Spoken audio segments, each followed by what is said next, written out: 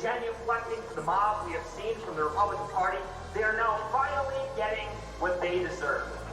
Because if there's anything that storming the Capitol accomplished, it was the inevitable destruction of the Republican Party. Ladies and gentlemen, please welcome to the stage, Vincent James.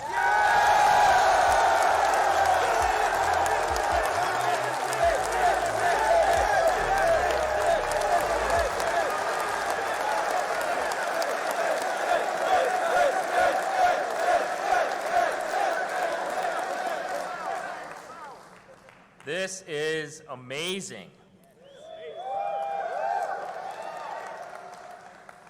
Inevitable.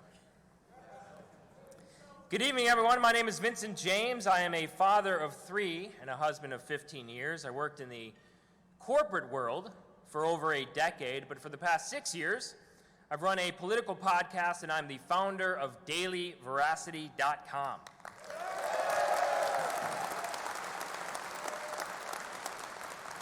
I want to thank Nick and AFPAC for inviting me here again today. And before I get too far into my speech, I just want to take some time to distinguish once again the difference between AFPAC, the America First Political Action Conference, and CPAC, the supposedly conservative political action conference.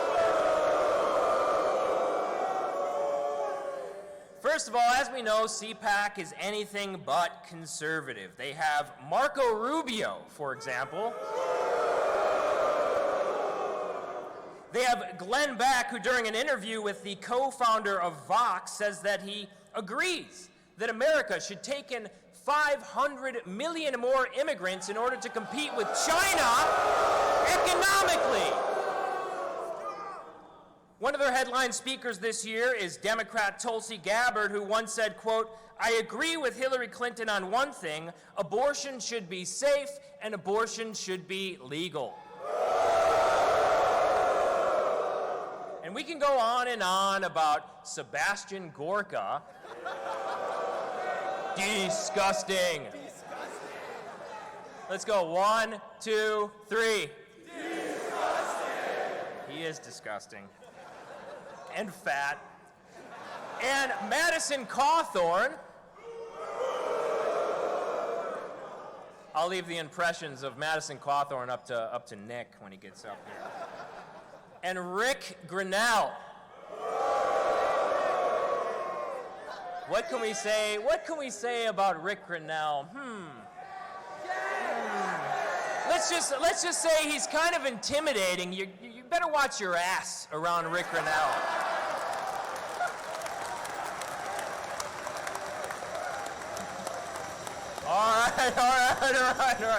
All right. But the point is, that's the thing about Conservative Inc., and frankly, most Republicans today. When it comes to ceding moral ground to keep up with societal norms and only defend what's acceptable to defend, they will concede without a fight. For us, as true conservatives, when the time comes to fight for the Christian understanding of morality and objective truth, we concede nothing. We bow to no one but before God.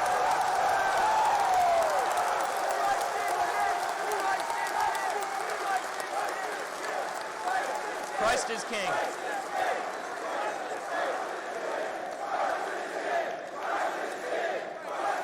Let's try to blow this mic out again, shall we, folks? We, as American dissidents, are now staring directly in the face of an evil which long ago projected its power outwards, but has chosen now to direct it inward on us today. I want you to never forget what this evil regime is capable of and what it has already accomplished thus far. Never forget what they have done to you. They isolated your dying mothers and fathers on their deathbed, preventing you any visitation. As they cried out for you, they denied you that one last hug, that one last touch before they were gone forever. They locked away our grandparents, granting you only a quick view from behind a glass wall before they killed them off with their breathing contraptions and experimental drugs. They denied Christian families traditional burials and forced millions to grieve without their loved ones by their sides. Many were denied their last goodbye, their last kiss on the cheek, before being forced to watch a funeral from a computer screen on a Zoom call. They closed down our businesses, arresting and fining our families into complete financial collapse if they dared to provide one service or bill one last customer in pursuit of survival. They shut down our churches and arrested or fined our clergymen for the crime of keeping their places of worship open for the distressed souls in search of solace, many of whom were desperate for God while they mourned over the cold-blooded murder of their loved ones. They closed the doors of our treatment facilities and detox centers, and you watched as your brothers and sisters, sons and daughters, who may have been clean for a year or two, die with a heroin needle in their arms in their rooms alone. And then they came for the children. They forcefully strapped useless rags over the mouths of our children for 8 hours a day in school, and they muzzled our crying toddlers on planes and buses.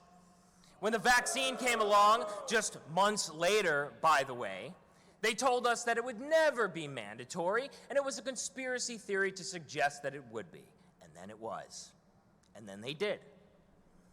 Then they proceeded to fire millions from their jobs if they refused to get it, and required us to prove that we had the mark in order to be able to buy or sell. They forced children who statistically have a higher chance of dying from the flu to be injected with an experimental poison that doesn't even work and is more likely to kill them.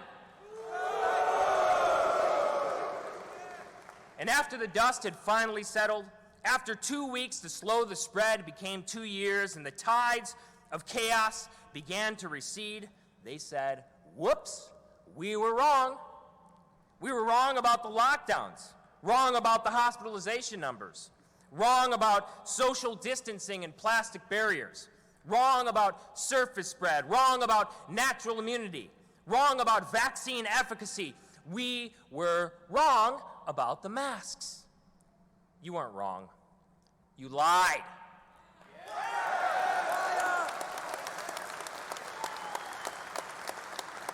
You lied intentionally and continuously in pursuit of money. You lied in pursuit of control. You lied in pursuit of mass surveillance, in pursuit of the greatest wealth transfer in human history and a great reset.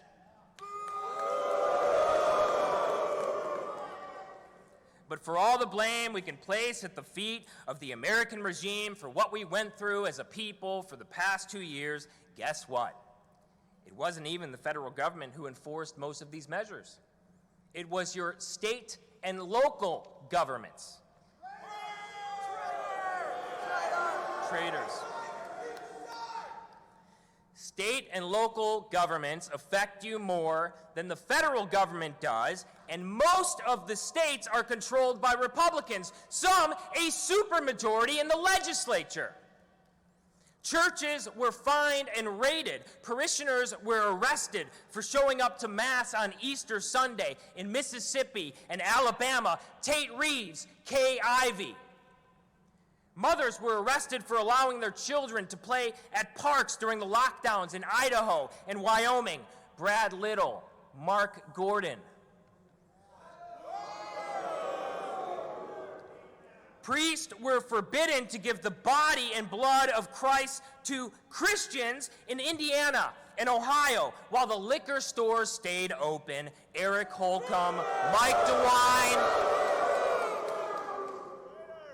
others were arrested for refusing to wear useless masks in grocery stores in Texas and Arkansas. Greg Abbott, Asa Hutchinson. So excuse me if I'm not cheering on the performative Republican state legislatures and governors today who are finally pursuing legislation to end this insanity. They had the same power 2 years ago as they have today to lift the lockdown orders, to ban the mask mandates, and to ban mandatory injection. They chose not to, and some still choose not to.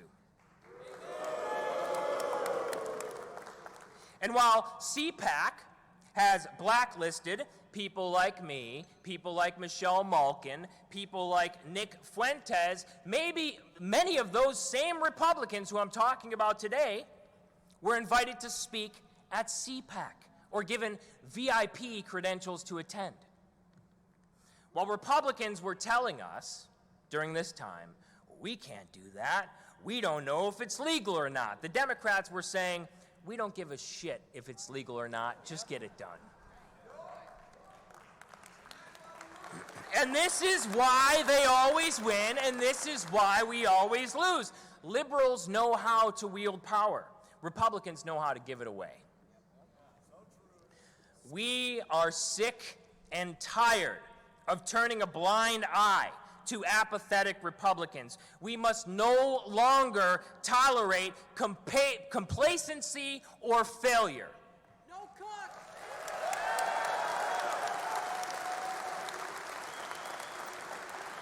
Now, we can go on and on about CPAC and their speakers and the Republican Party and what they've said and what they believe, but the fundamental difference between us and them is that they represent the nobles and we represent the American people. And the American people will come first once again.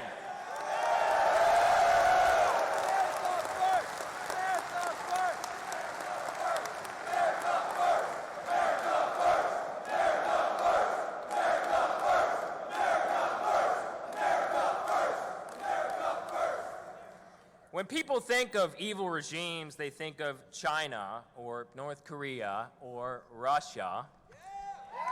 Nick stole my joke. I was going to do the Russia joke too, but since he's already done it. But the American regime is one of the vilest of them all. They capture, kill, and torture their dissidents just like Russia or China or North Korea. Take a look at Julian Assange. Take a look at Edward Snowden. Take a look at Nick Fuentes, who was put on a no-fly list. Or the innocent American patriots who showed up to Washington, D.C. on January 6th.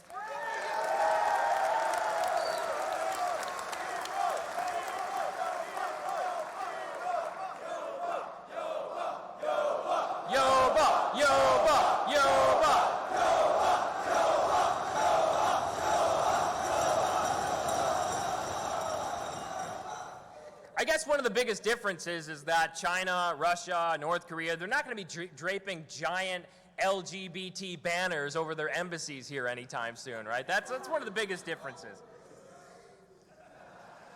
And you don't have to think too hard to figure out what is truly a threat to this evil empire and the global system. Just look at how they react to Black Lives Matter and Antifa versus how they react to us. Freezing the bank accounts of the people who donated to the trucker convoy while allowing Black Lives Matter to embezzle money in real estate in Toronto. Arresting tow truck drivers who refused to crack down on the Freedom Convoy after we witnessed Justin Trudeau literally take a knee before racial agitators on Parliament Hill 2 years ago. Shame. Look at how they reacted to January 6th versus how they responded to months of desecrated monuments, businesses being burned to the ground, and the literal firebombing of police precincts and government buildings. Look at their response to 8 city blocks being taken over in Seattle versus how they responded to the anti-lockdown protesters here.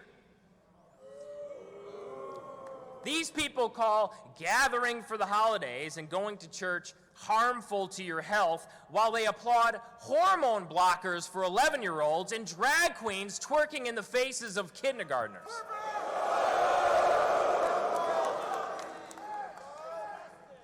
Shame.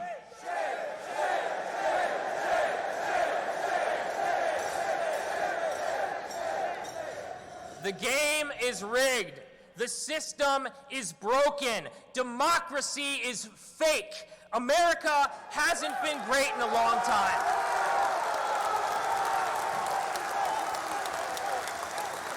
But we vow to keep fighting for every mind and every soul, and we refuse to back down because we have God on our side.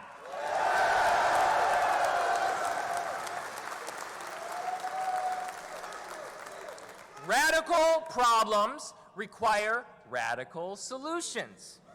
And America First represents you, the people, the true middle American radicals who are sick of watching your country burn.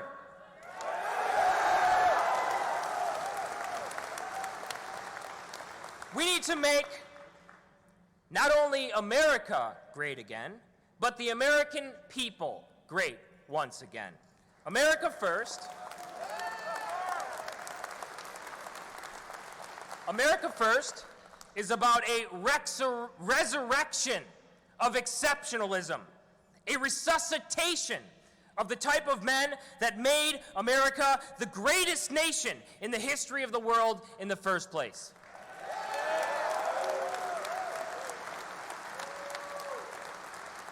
We are calling for a veneration, not a castigation, of those who trekked the Oregon Trail, pioneered the Salmon River, conquered the hills of South Dakota, and settled the Massachusetts Bay.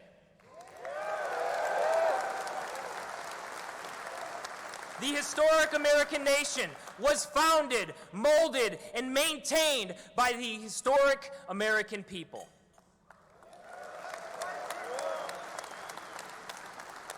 Our enemies today use terms like whiteness, white culture, and white supremacy interchangeably for a reason.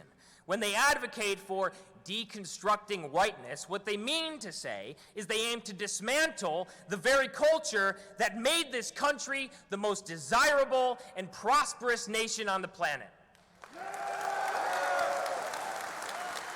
They define whiteness by things like freedom, individualism, Protestant work ethic, English common law, an emphasis on the scientific and mathematical method. Historically, they're correct. These things, in fact, define and are derived from the founding stock of the American nation.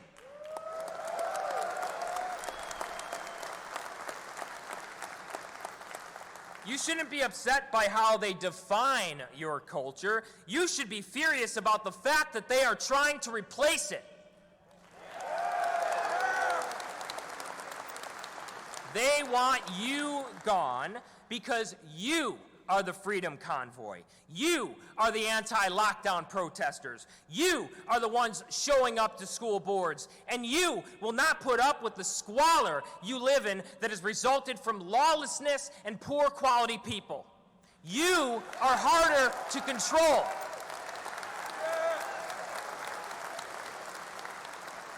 And that is why they want to replace you. Western, white culture is the majority culture to which even non-whites assimilate into today in many Western countries, and they're better off for it.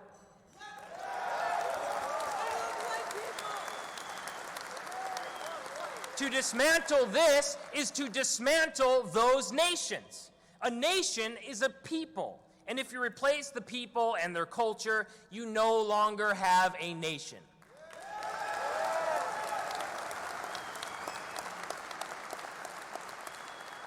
And so, what other way is there to describe what they're advocating for other than a declaration of war? We declare that we will no longer be beguiled by anti-white propaganda in movies, no longer hypnotized by talks of slavery or genocides that happened 100 years ago. every race of people was enslaved, and every race were the enslavers. All peoples participated in some form of colonization. Just because minorities are arrested and imprisoned at higher rates than white people doesn't mean the criminal justice system is racist.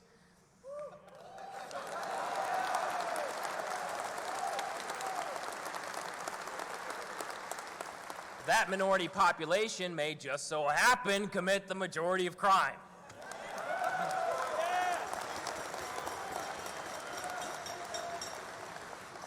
And if poverty is the main reason for violent crime, why isn't there rampant looting of drugstores in Owsley County, Kentucky, or drive-by shootings in Hancock, Tennessee?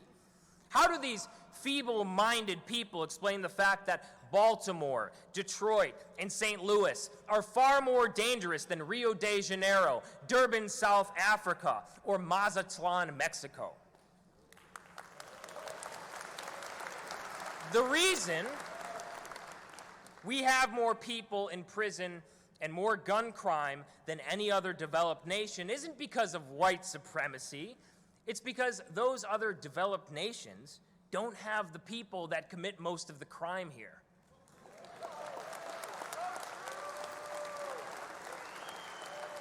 And so while Republican favorites like Tim Scott go on and on about fixing the police brutality, and over-incarceration, the American people are seeing record rates of homicide and have discovered that actually we have an under-incarceration problem.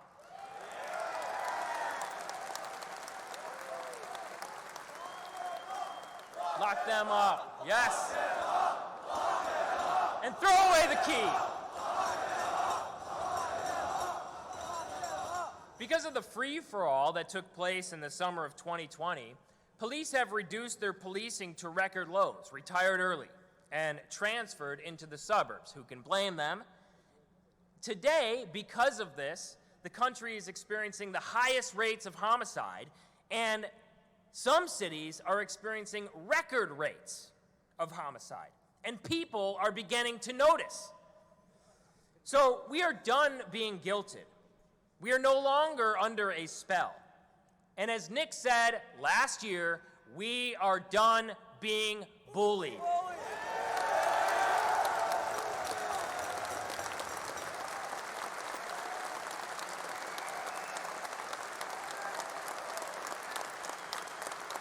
It wasn't the Constitution or the government that built this nation. It was the people. And those people are sick and tired of paying all the taxes, subsidizing all the programs, while people flood across our border, get positions of power, and then call us racist and privileged. We are now facing an evil which has never existed before at this scale. Its focus is on us, and it is a new evil. Over the past several years, we've experienced forced lockdowns, mass murder of our families, mandatory medical experiments, out-of-control crime, open borders, stolen elections, and the moral corruption of our children in schools through social-emotional learning. And we're in this position, we're in this situation because our supposed representation in the Republican Party has completely let go of the rope in this game of tug-of-war.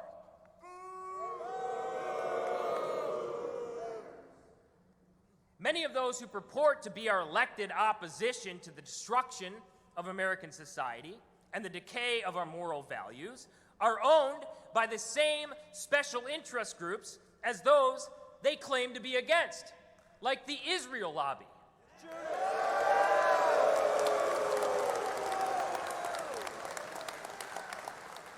So we are done awarding you with our hard-earned money and then pulling the levers for you at the voting booth.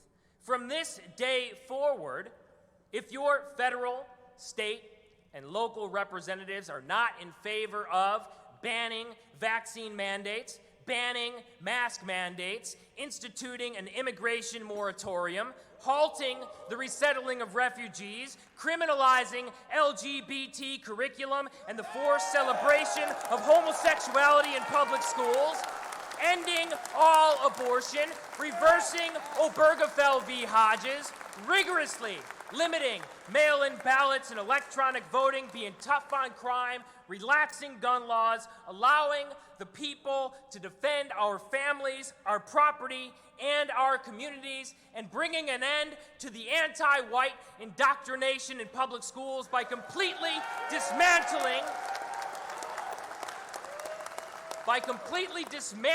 the current curriculum in place and starting anew. If they do not fight for the values that they espouse, then replace them, all of them, no exceptions, and don't stop until it's people like us in charge.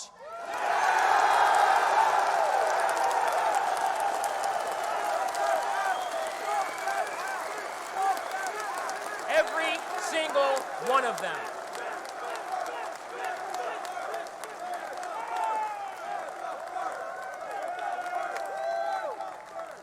Our enemies don't ask for permission. They don't ask for approval.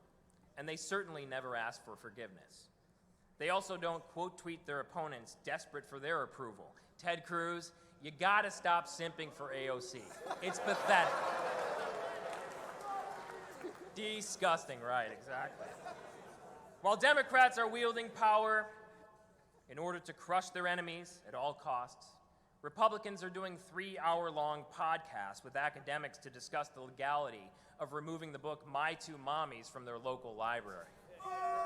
I don't want to hear from James Lindsay anymore, okay? Just stop it from happening. If you call yourself a conservative, you must have the courage to fight for conservative values. No half measures. The mere wish to not be dominated is never enough and never has been enough. If we want to prevent ourselves from being swallowed by this Leviathan, we must have a deep desire to dominate without mercy.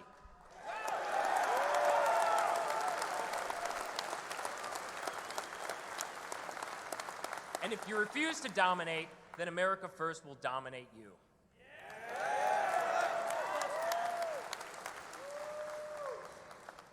America has ceased to be good, and thus America has ceased to be great. American exceptionalism has fizzled away. But America First is inevitable, and what I'm seeing before me today is proof of that.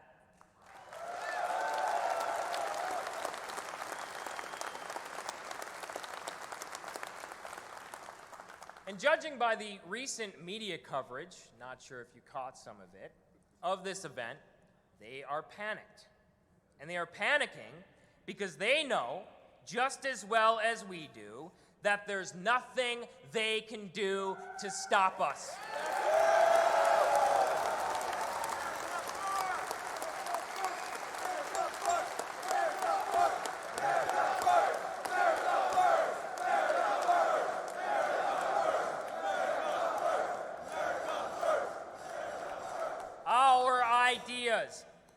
Our message will be the inevitable conclusion that most conservatives come to in my lifetime. The deterioration of society is no longer distant, reported in irregular news stories we hear on the radio.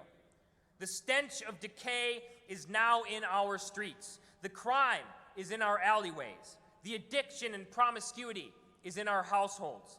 The moral corruption is in our schools. The despair is in our children. But the solutions to the rot this empire is experiencing will soon become as apparent as the rot itself. It takes true courage to join the America First movement and to attend AFPAC.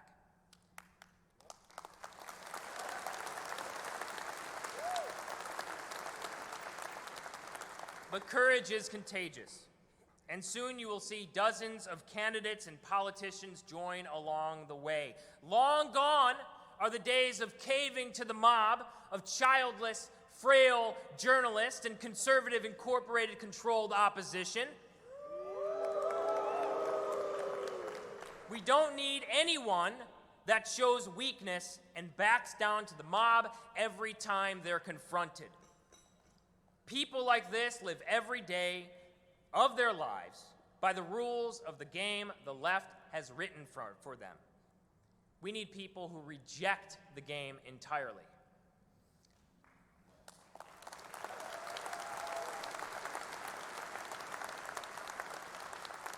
Stay far away from those people still rolling the dice in a rigged game we will never win. Instead, we call on you to embrace the legion of strong young men that sit before me today, chomping at the bit to be deployed.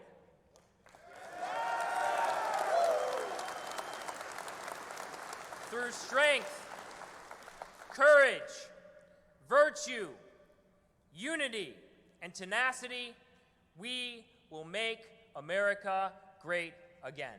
Thank you very much.